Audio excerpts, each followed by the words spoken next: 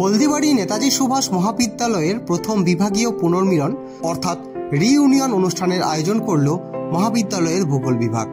1985 সালে এই মহাবিদ্যালয়ে পথ চলা শুরু হয় এবং 2008 সালে পাস কোর্স এবং 2014-তে অনার্স কোর্স দ্বারা এই কলেজে ভূগোল বিভাগের সূচনা।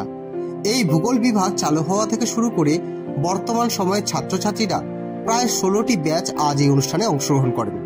সংখ্যাটা প্রায় 110-এর কাছাকাছি। পুরাতন থেকে নতুন সকলে একসঙ্গে একত্রিত হয়ে আজকের এই অনুষ্ঠানটিকে সাফল্যমণ্ডিত করে তোলেন। দূর দূরান্তের ছাত্রছাত্রীরা যারা বর্তমানে বিভিন্ন পেশার সঙ্গে যুক্ত, তারাও আজ সময় বের করে এই পুনর্মিলন বা রিইউনিয়ন অনুষ্ঠানে যোগদান করেন। মহাবিদ্যালয়ের প্রথমবার কোনো পুনর্মিলন অনুষ্ঠান হলো, আর সেই অনুষ্ঠানে উপস্থিত হতে পেরে আনন্দিত পুরাতন থেকে নবাগত শিক্ষার্থীরা। আজকের এই অনুষ্ঠানে নতুন ও প্রবীণদের দ্বারা নাচ, গান, আবৃত্তি পরিবেশন করা হয়। এছাড়াও প্রাক্তনীরা তাদের মূল্যবান অভিজ্ঞতা নবাগতদের সামনে তুলে ধরেন।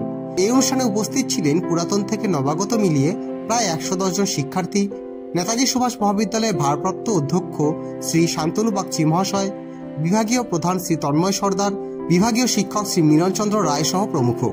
মহাবিদ্যালয়ের ভারপ্রাপ্ত অধ্যক্ষ শ্রী শান্তনু বাগচি মহাশয় পুনর্মিলনে আগত প্রাক্তনীদের শুভেচ্ছা জানান এবং তার মূল্যবান বক্তব্য সকলের সামনে তুলে ধরেন।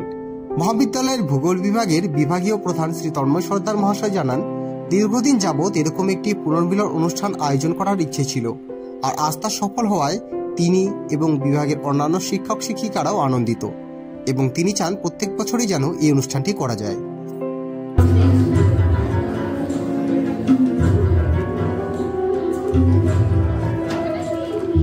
আপনারা দেখছেন নর্থ বেঙ্গল সমাচার, উত্তরের বার্তা, সত্যের পথে।